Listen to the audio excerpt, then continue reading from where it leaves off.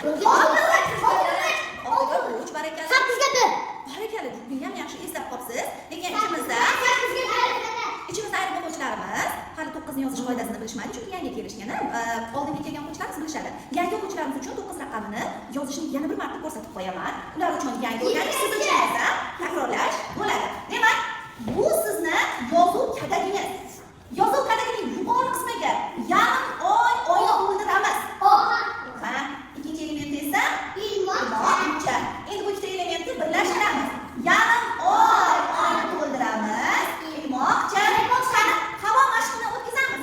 Yarim oyni to'ldiramiz. Ilmoqcha. Qizim, qani sanachi bu yerda nechta qushlar bor ekan? 9 ta. Sana. 1 2 3 4 5 6 7 8 9. Barakalla, demak bu necha raqam ekan? 9 raqam ekan. Iskandar o'g'lim, aytingchi, bu qanday meva? Olxo'ri. U qaysi faslda pishadi? Yozda. Yaxshi, bular nima? Qulupnay qaysi faslda pishadi? Bahor faslida. Ular nechtadan ekan? 9 ta. Xo'p, olxo'rlar ko'pmi, qulupnaylar ko'pmi? O'g'lim, bular nima? Qutichalar biz nima uchun ishlatamiz? Sovg'alar solishimiz mumkin, a? Xo'p, nechta quticha bor ekan bu yerda? 8 ta. Aytchi, bu quticha bularga qarab kelyaptimi yo ketyaptimi? Kelyapti. Xo'p, qanday qilib misol tuzishimiz mumkin bunga? 8 qo'shiladi. Barakalla. Qani shuni doskaga chiqmang, yozib bering. 8 Ha? qo'shuv. Alloh, ana bir yozishi yangi metodikasi chiqdi. Teng. Teng o'shami? Ana shundoq. Barakalla, ana 9 bo'ldi. Qizim, bu yerda mashinalar bor ekan, uni garajga olib kirishimiz kerak ekan. Birinchi mashinani olingchi siz. Oling birinchi mashinani. Necha ekan misoli? 3 qo'shuv 2. Necha bo'ladi? Jim turing. 5.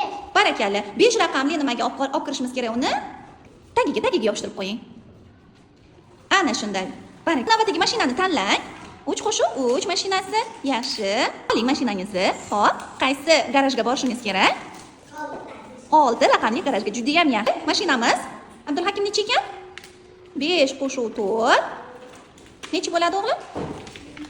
9 raqamli garajga. Juda ham yaxshi. Barakalla. Navbatdagi mashinamiz necha ekan misoli? 4 qo'shuv 4 necha bo'ladi? Botirjonimiz siz qizim. Demak, 8 raqamli garajga olib boramiz. Barakalla. Oxirgi mashinamiz necha ekan?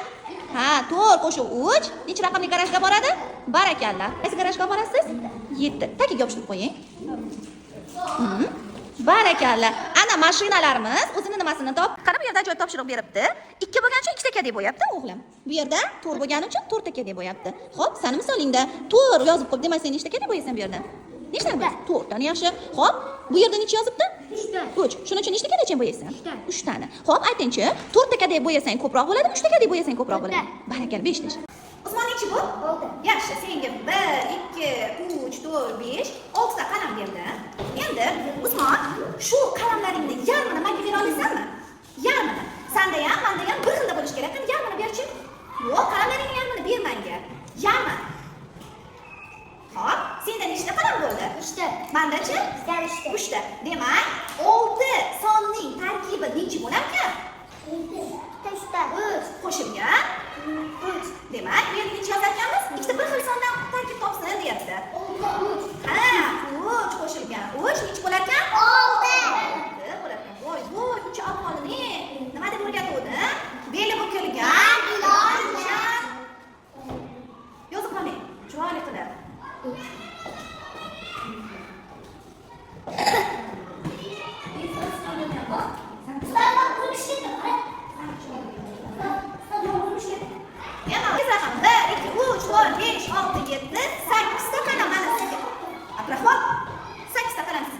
Bola, bizning shartimiz shunaqaki, ikkita bir xil sonni qo'shilishdan hosil bo'lish kerak. Ikkita bir xil sonni yig'indisidan hosil bo'lish kerak ekan. Menga shu 8 ta qalamini yarmini berchi. 4 ta. Demak, senda ham 4 ta qalam, menda ham 4 ta qalam. Demak, bu degani necha bo'ladi? 4. Barakalla, yozib qo'ying.